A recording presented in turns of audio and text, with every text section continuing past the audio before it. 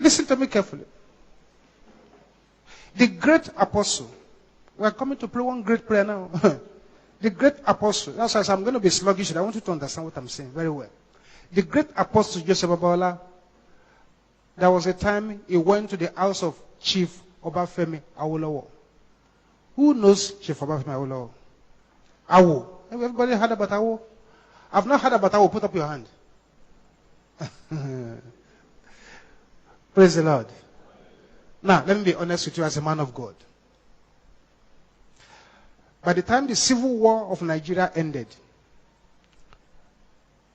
Ojukwu said something. He said, Nigeria did not fight us. Awo fought us. Yes. Because he was Minister of Finance at that time, and Nigeria did not borrow one kobo. Not only that, he gave some advices that made victory possible. Then when he died, Ojukwu now said, this man was the best president Nigeria never had. Never had. And if, when they say presidential debate, and you put Awo on TV to be debating with the others, by the time Awo begins to talk, the others look like fools. Hey, the others just look like fools because the knowledge with which he's talking and what he's saying, right, looks like fool. I had a friend who was in the Executive Military Council during the time of Gowon, the time they brought Awo from prison to become finance minister. He said when they brought him to that Executive Council and he sat down, he looked at all these soldiers. He said, you want to make Minister of Finance? Okay. If you want to make Minister of Finance, let me give you a short lecture. And he gave those military boys a short lecture on primary school economics.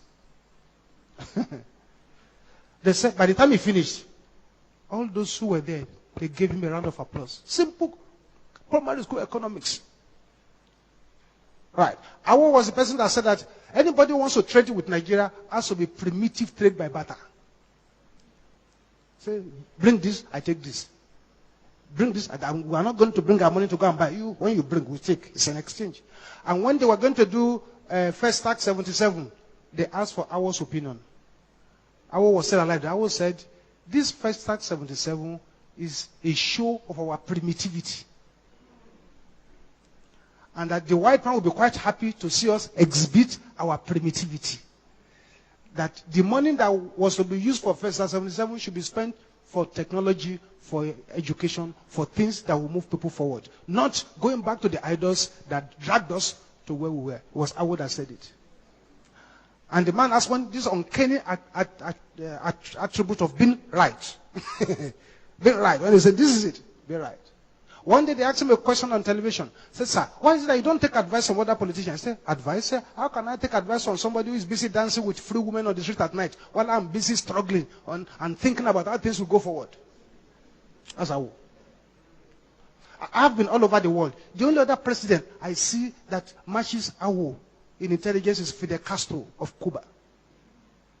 When you see that one to talk, you know this man understands what he's talking about. The great apostle, Joseph Babalola, listen to me well, went to visit Awo. Awo was not at home. He met his wife. And he said, thus said the Lord. The Lord said, he has called me on the spiritual arena. And he has called this man on the political arena. And about for this man to fulfill his calling, he must surrender his life to Jesus. I will never surrender his life to Jesus till he died. And he never fulfilled that destiny. Can you raise up your right hand? Say, my Father! Every destiny waster assigned to my calling, die